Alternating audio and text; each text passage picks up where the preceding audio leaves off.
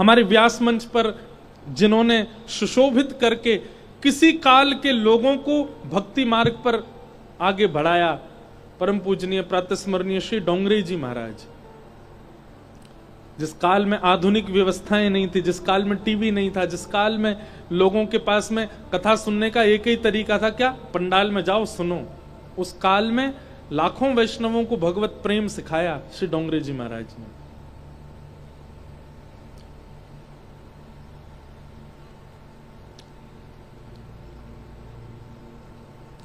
इतने बड़े बड़े सेठ साहूकारों के यहां उन्होंने कथा की, इतनी बड़ी बड़ी कथाएं गुजरात में की, और वे कथा करते थे तो उनका स्वरूप नीचे मुख करके, जैसे कभी कभी व्यास मंच पे दास के साथ भी होता है कि मेरे नेत्र बंद हो जाते हैं, कथा में कहता रहता हूं, पर महाराज जी के साथ ऐसा था कि वो नीचे मुख करके कथा सुनाते थे, श्रोताओं को देखते ही नहीं थे, ऐसे ही करके पूरी कथा कहते थे।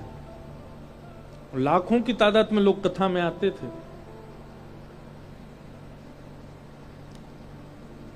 संभवतः पूज्य महाराज जी ने दर्शन किया होगा डोंगरे जी महाराज का।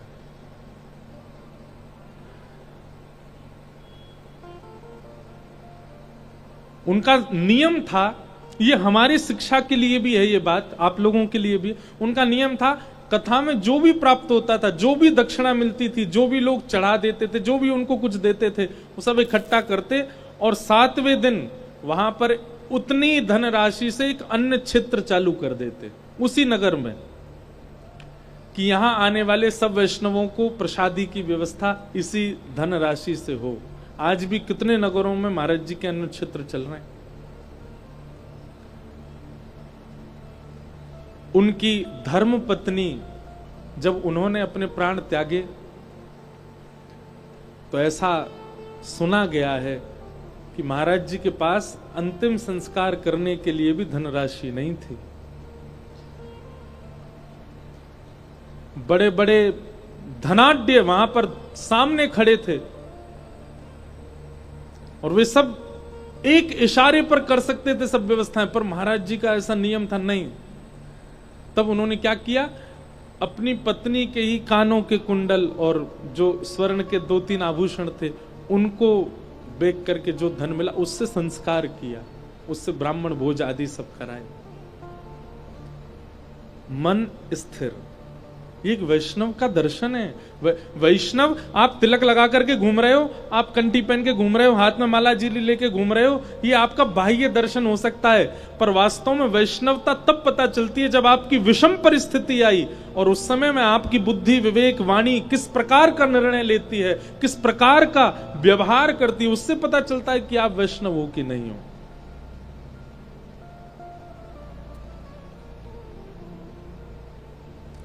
और याद रखिएगा,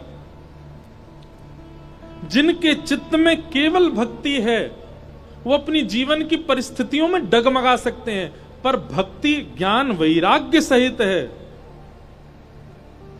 वे ही अपनी जीवन की किसी भी परिस्थिति में सम रह सकते हैं। आप भक्ति तो जीवन में ला रहे हैं पर उसके पुत्र ज्ञान और वैराग्य को बिल्कुल भी स्थान नहीं देते हैं। वो मां कैसे प्रसन्न रहेगी जिसके बालक ही वहां ना हो।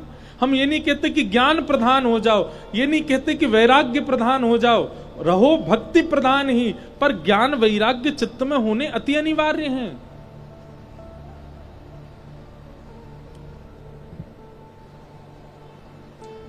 और इन ज्ञान वैराग्य का रूप क्या है? ज्ञान का रूप है विवेक। बहुत सावधानी से सुनो। ज्ञान का रूप यहां पर भक्ति का जो पुत्र ज्ञान है उनका स्वरूप है विवेक। और विवेक का मतलब सही गलत की उत्तम पहचान, वही विवेक है। वो विवेक यदि हमारे चित्त में है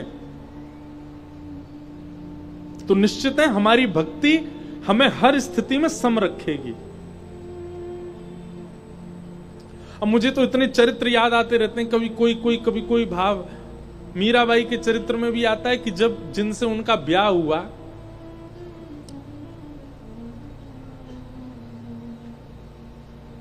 अद्भुत प्रसंग है। मीराबाई वैसे तो जोगन भेष में ही रहती थी, पर एक दिन मीराबाई ने श्रृंगार किया, और क्योंकि वो श्रृंगार किसी लोक रंजन के लिए तो करती नहीं थी, किसी समाज के व्यक्ति के लिए तो करती नहीं थी, ठाकुर जी के भाव से रहती थी। और ऐसा वर्णन है कि मीराबाई के जिनसे ब्याह हुआ था वे एक युद्ध में गए और वहां युद्ध में बहुत जख्मी होकर के आए, कदापि औषधियां ले रहे थे, रोज वैद्य उनको देखने आते थे, पर वे मीराबाई को अपने गुरु रूप में मान चुके थे। मीराबाई थोड़ी देर उनके सामने बैठ करके कुछ सत्संग आदि सुनाती थी, कुछ पद आदि सुनाती थी, उससे वो बहुत प्रसन्न होते थे। एक दिन मीराबाई ने श्रृंगार किया, और ये वही काल था जब उनके पति जो हैं वो बिस्तर पर ही थे।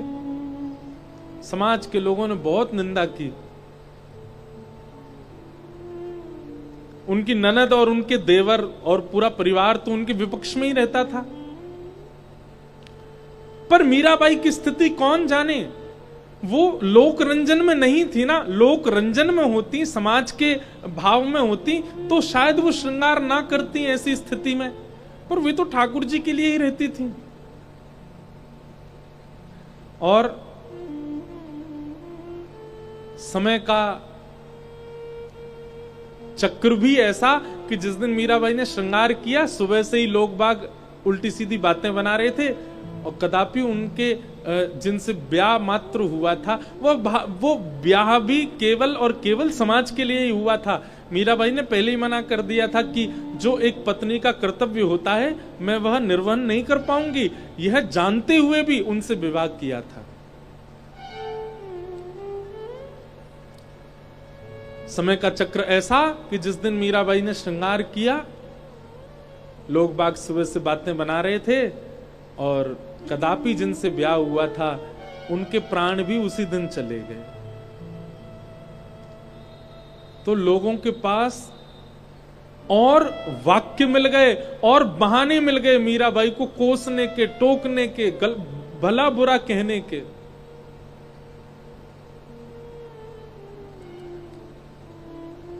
लेकिन मीराबाई पर प्रभाव नहीं पड़ा। मीराबाई ने तो इसी भाव से देखा कि एक भगवत जन, एक मेरा एक परम सखा भगवत धाम चला गया, ठाकुर जी ने स्वीकार कर लिया।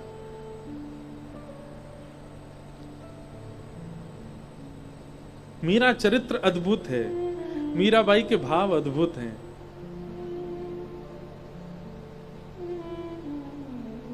ये कैसे संभव हुआ? अब पढ़े लिखे लोगों के लिए ये एक बहुत गलत बात भी हो सकती है, परंतु वैष्णव दृष्टि से देखो तो वैष्णव का ही स्वरूप होता है कि जीवन की स्थितियां उसके हृदय पर ज्यादा प्रभाव नहीं डालती, उसके ऊपर प्रभाव ही केवल भजन भक्ति का होता है। फिर समाज संसार में क्या चल रहा है इससे उसको विशेष प्रभाव नहीं होता। और ऐसी स्थिति कब संभव है? जब भक्ति के साथ विवेक ज्ञान हो और वैराग्य हो।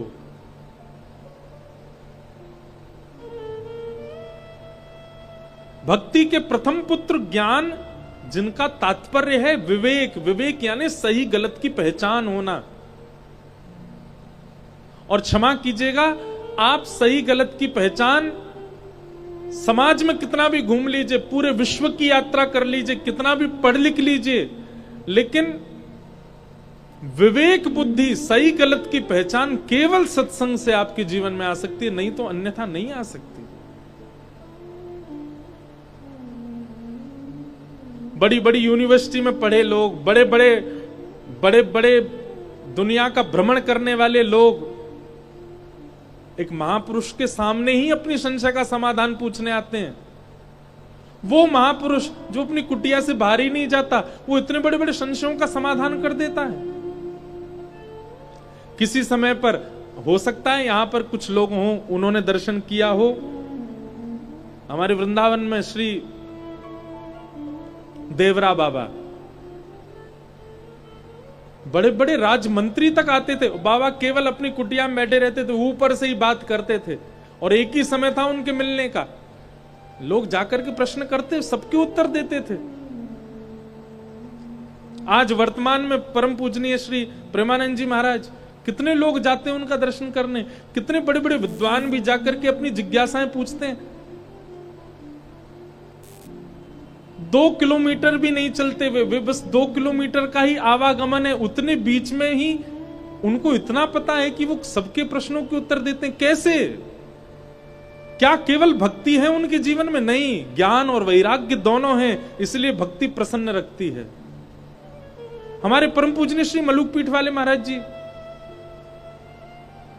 ऐसा कौन सा प्रश्न है या ऐसी कौन सी जिज्ञासा है जिसका समाधान उनके पास नहीं है?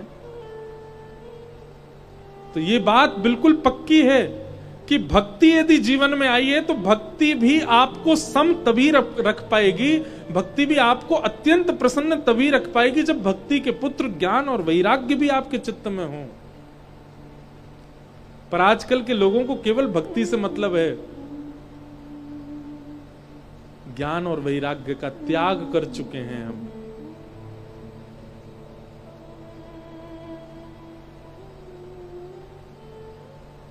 भक्ति के प्रथम पुत्र का नाम ज्ञान, ज्ञान यानी कि विवेक, सही गलत की पहचान, और वो आपको सत्संग से आएगी। तो आप कीर्तन करते हैं, भजन करते हैं, सब कुछ करते हैं, पर साथ साथ में सत्संग भी किया करो। इससे ज्ञान बुद्धि बढ़ेगी, विवेक बुद्धि जागृत होगी। और भक्ति के दूसरे पुत्र का नाम है वैराग्य। वैराग्य का मतलब सब त्याग देना नहीं होता, सब छोड़ देना नहीं होता, सबसे परे हो जाना नहीं होता। वैराग्य का मतलब राग और द्वेष से निवृत्ति को ही वैराग्य कहते हैं। भाषा थोड़ी कठिन हो सकती है, पर ध्यान से सुनिएगा। राग और द्वेष किसको कहते हैं? आपने मुझे माला पहनाई, आप चाहे जितने बुरे हो लेकिन आपने माला पहनाई, इसलिए मैं आपकी प्रशंसा कर रहा हूं, ये राग है।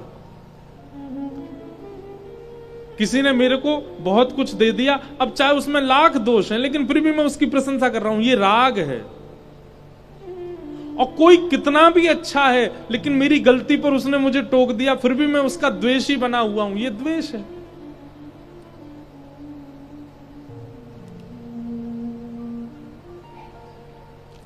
वैराग्य का मतलब क्या होता है? किसी के बहुत देने से आप उसके प्रति आसक्त नहीं होते, और किसी के बहुत निंदा करने से आप उसके प्रति द्वेष भावना नहीं रखते। ये दोनों बुद्धि आपकी जागृत हो गई तो आप वैरागी हो, आपके अंदर वैराग्य है।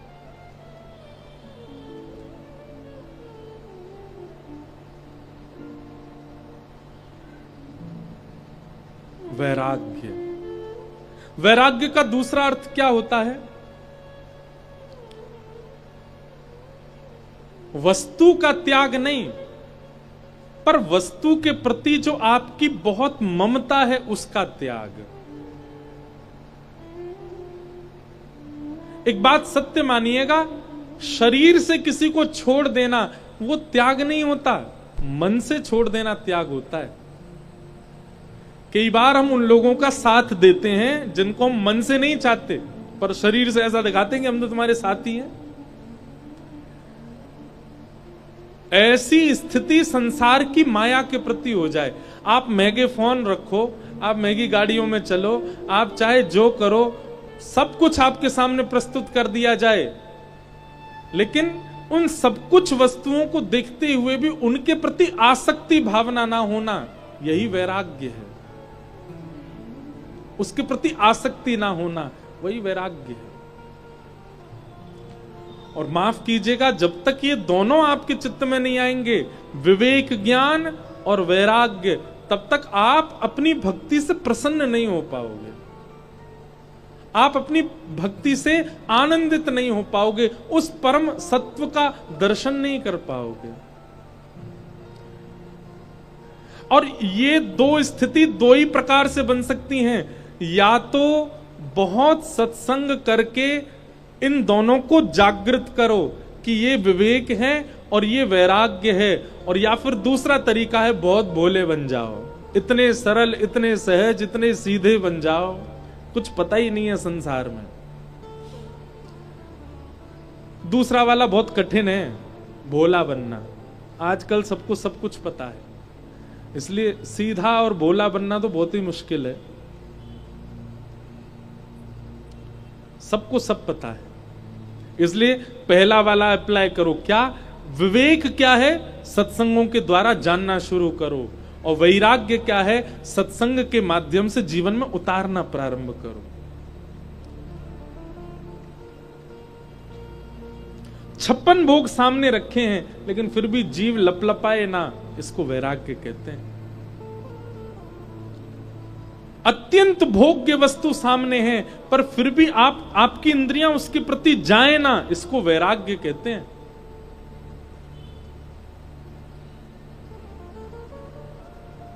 और ये दोनों भक्ति में आवश्यक है। हम लोग भक्ति तो करते हैं, श्री राधा जप रहे हैं, श्री कृष्ण कृष्ण जप रहे हैं, ठाकुर जी का नाम उच्चारण कर रहे हैं, कथा सुन रहे हैं, लेकिन जैसे ही जीवन में कोई परिस्थिति आ जाती है, टूट जाते हैं, रोने लगते हैं, बिखर जाते हैं, परेशान हो जाते हैं। इसका मतलब है हमारी भक्ति केवल दिखावा है। भक्ति तो करते हैं, भजन तो करते हैं, नाम जप तो करते हैं, कथा तो खूब सुनते हैं, लेकिन जैसे ही भोग विलास की स्थिति सामने आती है, तुरंत उसमें कूद पड़ते हैं, उसको करने में बिल्कुल लज्जा नहीं करते। काय बात के भक्त?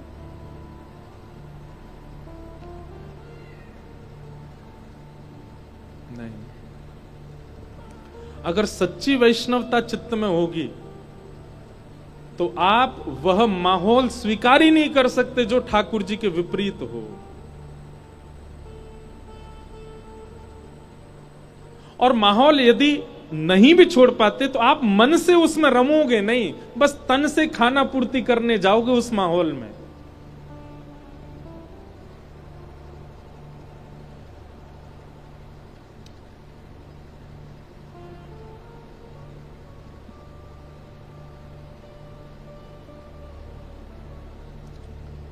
ऐसो दुख दीजो हिय माही, ऐसो दुख दीजो हिय माही। बिन पद कंज छटा दृग देखे, बिन पद कंज छटा दृग देखे, कोई सुहावे नाही, कोई सुहावे नाही। ऐसो दुख दीजो हिय माही, ऐसो दुख दीजो हिय। भोरी सखी का पद है। भोरी सखी कह रही हैं, जब तक श्याम सुंदर, हे श्री राधा वल्लभ, हे श्री कुंज बिहारी, जब तक मैं आपको ना देख लूं, मुझे किसी की भी सुंदरता भाए ना। बिन पद कंज छटा द्रग देखे, कोई सुहावे नाही। हम लोग कैसे हैं?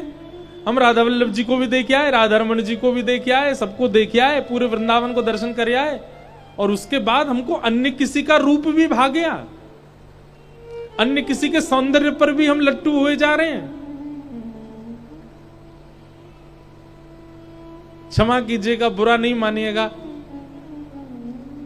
पर कई बार जैसे पारिवारिक ब्याहों में मैं जाता हूं ना, शादी घर में होती है, तो दंपति दोनों खड़े होते हैं सामने, जयमाल हो रही होती है, तो आसपास के सब लोग बिल्कुल ऐसे लग रहे हैं राम सिया की सी जोड़ी। तो मेरे मन से भाव आती है, मैंने कहा यार रहने दो, ऐसे लग रहे हैं बिल्कुल राधा कृष्ण की सी जोड़ी। कैसे कह सकते हो आप?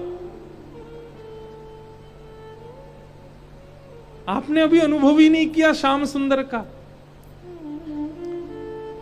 मैं अभी रास्ते में ही पढ़ता आ रहा था भाव, उसमें ऐसा वर्णन कर रहे हैं कि श्री किशोरी जी और ठाकुर जी कभी नेत्र भर के एक दूसरे को नहीं देखते। क्यों? देख ही नहीं पाते। किशोरी जी और ठाकुर जी का स्वरूप कैसा है? अमावस्या से लेकर के पूर्णिमा तक की चंद्रमा की गति जैसे बढ़ती ही रहती है, बढ़ती ही रहती है। ऐसे ही जैसे ठाकुर जी नेत्र भर के किशोरी जी की ओर देखते हैं ना, तो एकाध क्षण देखने के बाद वह उपमा जो किशोरी जी की है, जो लावण्य किशोरी जी का है, वो और बढ़ जाता है। और ठाकुर जी अपने नेत्रों में वो भर नहीं पाते, संभाल नहीं पाते, तुरंत नजर नीची कर लेते हैं। ऐसी किशोरी जी ठाकुर जी को जब देखती हैं, थोड़ी देर देखने के बाद में ठाकुर जी का रूप भी और निखरने लग जाता है। ऐसा प्रेम संसार में हो सकता है? संसार का प्रेम कैसा पता है? विवाह से पहले लड़की बहुत अच्छी लग रही थी, लड़का भी बहुत अच्छे लग रहे थे, और विवाह होते ही हर दिन रूप लावण्य कम हो जाता है। जो मेरे मन में बहुत बात आती है, जब लड़के का ब्याह होने वाला होता है, रहे ही नहीं पता, वॉलपेपर पे भी अपने होने वाली पत्नी को देखेगा, रात भर भी उसी को देखेगा, सोता ही नहीं है, कितना रूप उसका बढ़ रहा है। लेकिन जैसे ब्याह हो जाता है, ये प्रेम है, धीरे धीरे फिर उसका रूप भी अब मधुर नहीं लगता। और केवल लड़का के संग नहीं, लड़की को भी अब नहीं भाता उतना।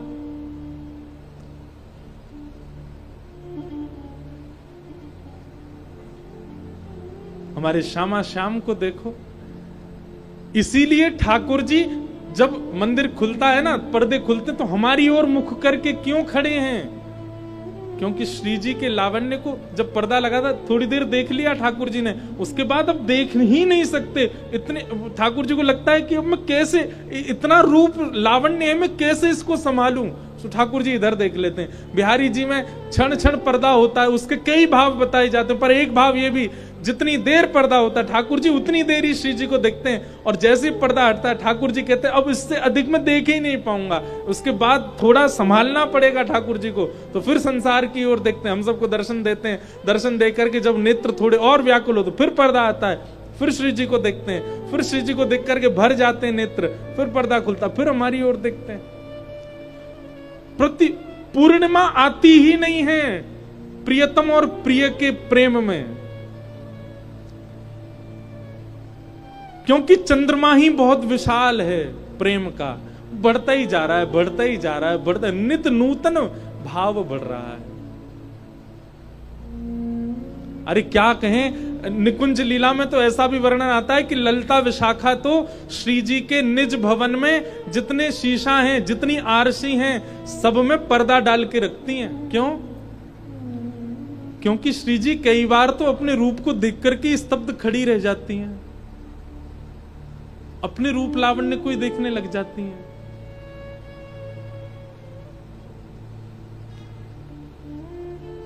अद्भुत है निकुंज रस, वह प्रेम भाव, उसकी बिंदु भी हमारे ऊपर नहीं गिर सकती। अभी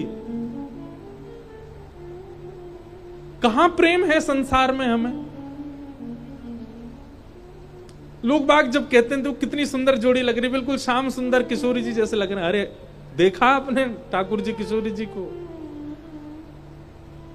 हमारे राधारमण जी को देखो, हर दिन कितने लोग ऐसे हैं जो प्रतिदिन ठाकुर जी को देखते हैं, पर कभी मन नहीं भरता। प्रेम, लिख लीजिएगा, प्रेम वही मानो जहां नित्य देखने के बाद भी, नित्य मिलन के बाद भी, नित्य श्रवण के बाद भी कभी पूर्णता ना अनुभव होती हो, वही प्रेम है। संसार में ये प्रेम नहीं हो सकता। हमारा मन भर जाता है कभी कभी, और क्षमा कीजिएगा अगर कभी कभी वृंदावन रस से भी आपका मन भर जाता है। किसी ने कहा हापुड़ चलो खाली थे, कोई जरूरी काम नहीं, लेकिन फिर भी आपके मन से बहुत दिन रह के आए, अभी तो गए 2-4 बार हो आए, अगर ऐसी भावना मन में आ रही है तो भैया मेरी व्यासपीठ से आपसे प्रार्थना, साल में एक ही बार आया करो, और वो भी कम ही कर दो, 2 साल में एक ही बार आओ, कोई जबरदस्ती नहीं। वैसी बहुत भीड़ हो रही वृंदावन में। वृंदावन तो वही आवे जिसकी ऐसी स्थिति हो, जो भोरी सखी कह रहे हैं, बिन पद कंज छटा दृग देखे बिन पद कंज छटा दृग देखे, कोई सुहावे नाही, कोई सुहावे नाही, ऐसो दुख दीजो ही माही, ऐसो दुख दीजो ही माही।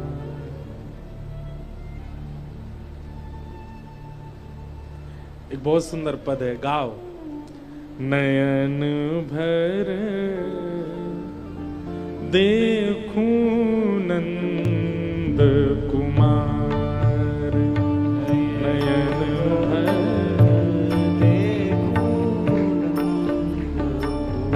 करताल ना भी बजाओ चलेगा, पर गाना सबको है। ये शब्द कोई भजन के नहीं है, कीर्तन के नहीं है, ये रसिक जनों की वाणी है, ये गानी है सबको। कभी देखा नयन भर के राधा वल्लभ जी को? नयन भर देखूं नंद कुमार का मतलब क्या है? नयन भर देखूं का मतलब कि नेत्रों में इतने भर गए राधा वल्लभ जी कि अब जहां देख रहे हो वहां राधा वल्लभ जी दिख रहे हैं, जहां दृष्टि घुमा रहे हो वहां ठाकुर जी दिख रहे हैं, जिसको देख रहे हो उसमें ठाकुर जी का अनुभव हो रहा है। हमारे साथ ऐसा होता है? नहीं होता। राधा वल्लभ जी को देख के बाहर निकले, हमको दिखने लग जाता जे गोरा, जे काला, जे पतला, जे मोटा, जे अच्छा, ये बुरा। पर राधा वल्लभ जी को देख करके निकले, ये राधा वल्लभ, वो राधा वल्लभ, वह भी राधा वल्लभ, वो भी राधा वल्लभ, सब राधा वल्लभ। इसका मतलब होता है नयन भर देखूं नंद कुमार, नयन भर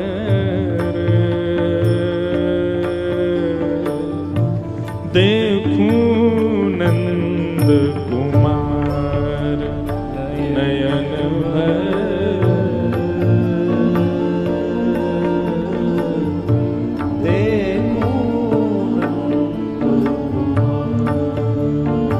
नयन भर देखूं नंद कुमार, नयन भर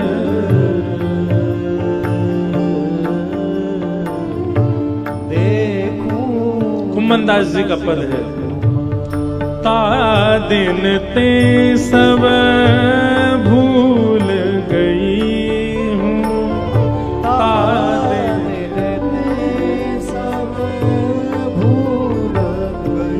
दोहराओ पीछे, ता दिन ते सब भूल गई हूँ, ता दिन ते सब भूल गई हूँ, बिसरो पति परवार, बिसरो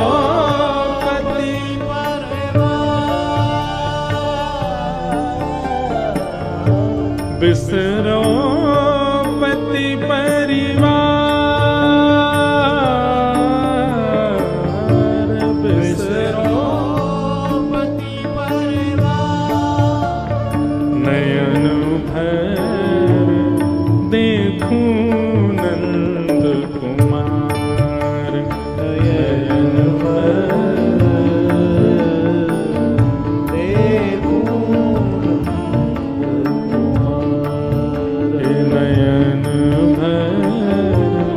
देखूं नंद कुमार,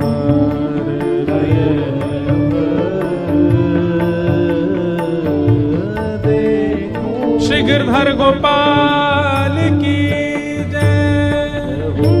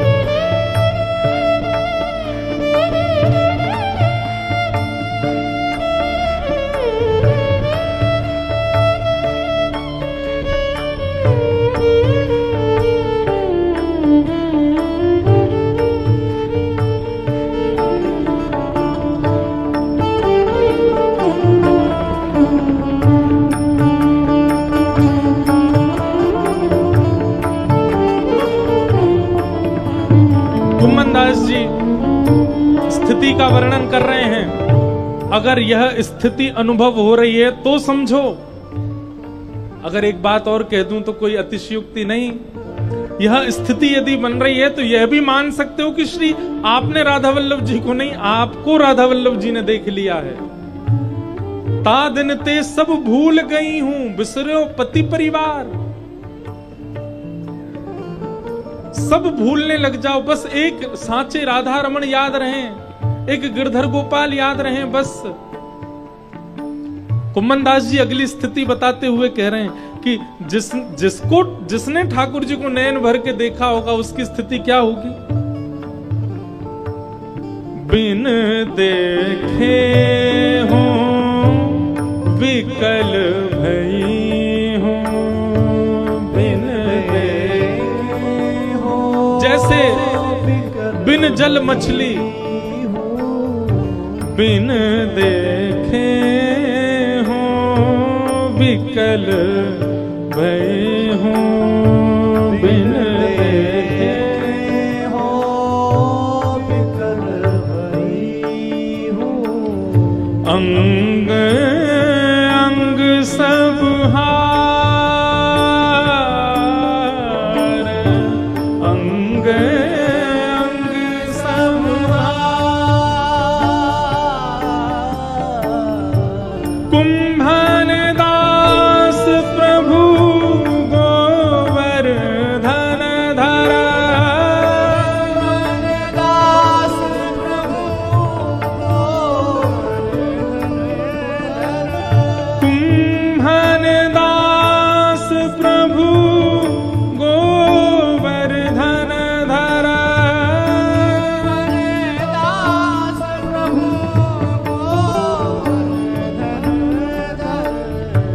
मिलिए बहुरी रिमाई, मिलिए बहुरी रिमाई। कुम्मन दास जी कहते हैं बिन देखे हूं विकल भई हूं। पद पूरा होगा ना, एक कथा सुनाऊंगा श्वेत द्वीप की। विकलता किसको कहते हैं उसका अनुभव कराएंगे आपको। सीधी बात, कुम्मन दास जी कह रहे हैं कि जैसे ही आपको मंदिर से कोई बाहर ले जाए, राधा वल्लभ जी से दूर कर दे, वृंदावन से दूर कर दे, तो जितनी देर वह दूरी है उतनी देर विकलता हो, चित्त में ऐसा लगे कि मानो जैसे प्राण रह गए हो वहां पर। तब समझो कि नयन भर के तुमने वृंदावन को या ठाकुर जी को देखा है। रोम रोम प्रतिहार। एक तो होता है चित्त रोता है, एक होता है कि प्राण रोते हैं, पर एक होता है कि रोम रोम रुदन कर रहा है। ऐसी व्यवस्था, ऐसी व्याकुलता यदि हो जाए तो समझो कि तुमने नयन भर के ठाकुर जी को देखा, ठाकुर जी ने तुमको देखा।